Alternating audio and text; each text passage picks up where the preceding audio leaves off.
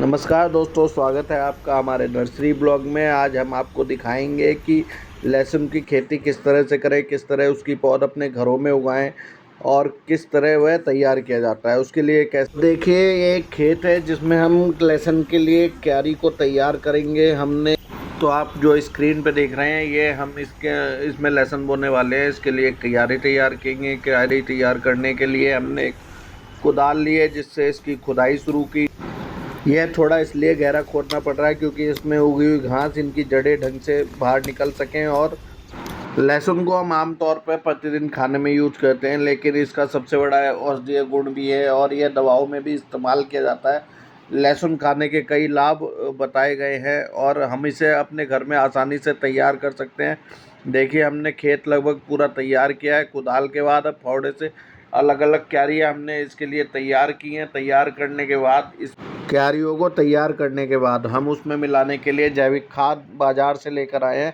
जैविक खाद का इस्तेमाल करने से पौधों की ग्रोथ अच्छी होती है। किसी भी फसल में आप जैविक खाद का इस्तेमाल करते हैं, आप देख सकते हैं कि जैविक खाद में केचुआ भी है। केचुए के युक्त जैविक खाद फसलों के लिए बहुत अच्छी मानी जाती है। इसके बाद हमने क्यारी में मिलाने के लिए डाई भी ली है। डाई का थोड़ा सा इस्तेमाल खेतों में हम करेंगे, क्यारी में डालेंगे ताकि फसल और अच्छी हो। हमने देखो जैविक खाद और डाई, काली डाई इसमें मिला दी है। मिलाने के बाद इसे फिर हम अच्छी तरह से मिक्स करेंगे। मिक्स करने के बाद फिर ये फसल बोने के लिए तैयार है।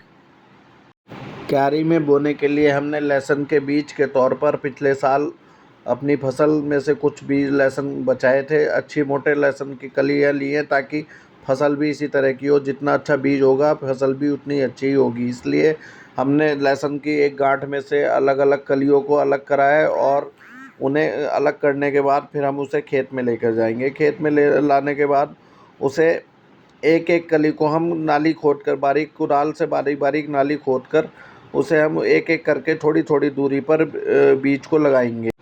लहसुन की एक एक कली को हमने इसमें अलग अलग कर किया था आपके सामने। और उसे छिलका उतारने के बाद थोड़ा सा ग्रोथ जल्दी हो जाएगी। और हमने एक एक कली को देखिए किस तरह से उसका बारीक हिस्सा ऊपर और नीचे, जो जड़ वाला हिस्सा होता है उसे नीचे की तरफ रखेंगे और थोड़ी थोड़ी दूरी लेंगे ताकि जो उसकी ग्रोथ हो, रूट अच्छी तरह से फैल जाए।